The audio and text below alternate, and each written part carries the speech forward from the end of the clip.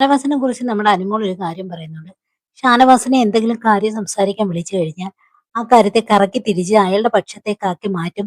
ആ ഒരു സ്വഭാവം ഷാനവാസിനുണ്ടെന്ന് നമ്മുടെ അനുമോൾ പറയുന്നുണ്ട്. അത് കറക്റ്റാണ് കേട്ടോ.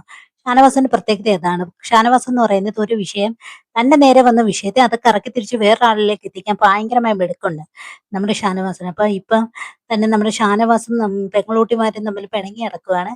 അപ്പൊ അതിന് എന്താണ് കാരണം എന്നുള്ളത് ഇവരിവിടെ ഇരുന്ന് ഗാർഡൻ ഏരിയയിൽ നിന്ന് വർത്തമാനം പറയുന്നുണ്ട്.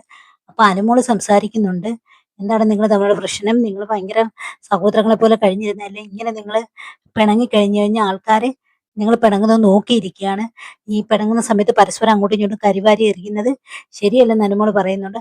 അത് മാത്രമല്ല ആദില വേറൊരു കാര്യം പറയുന്നുണ്ട്. ഇന്നലെ എങ്ങാണ്ട് പറഞ്ഞെന്ന് ഊഞ്ഞാലിലിരുന്ന് എങ്ങാണ്ട് ആദില പറഞ്ഞെന്ന് ഇന്ന് പിന്നെ ആര്യനെ വോട്ട് ചെയ്യുന്നുള്ളത്. അപ്പൊ ആര്യനെങ്ങാണ്ട് വോട്ട് ചെയ്തിട്ടില്ല.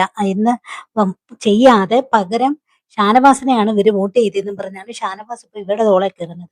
ഷാനവാസ് പറയുന്നത് നിങ്ങളാരിൽ നിന്ന് ഞാൻ ഇത്രയും പ്രതീക്ഷിച്ചില്ല. നിങ്ങൾ എനിക്കെതിരെ പ്രവർത്തിക്കുന്നു, എന്റെ പിന്നിൽ കുത്തുമെന്ന് ഞാൻ അറിഞ്ഞിരുന്നില്ല. ഇങ്ങനൊരു കടാറ് കൊണ്ടുവന്ന് എന്റെ പിന്നിൽ കുത്തി ഇറക്കുമെന്ന് എനിക്ക് അറിയത്തില്ലെന്നൊക്കെ ഷാനവാസ് ഇന്ന് ഇവരോട് പറയുന്നുണ്ട് കേട്ടോ.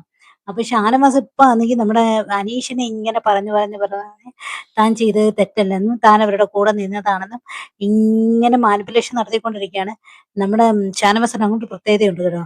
എന്ത് കാര്യത്തെയും കറക്കി തിരിച്ച് താനല്ല ചെയ്തതെന്ന് ആക്കി തീർക്കാൻ നല്ല മിടുക്കുള്ള വ്യക്തിയാണ് നമ്മുടെ ഷാനവാസ് എന്ന് പറയുന്ന വ്യക്തി.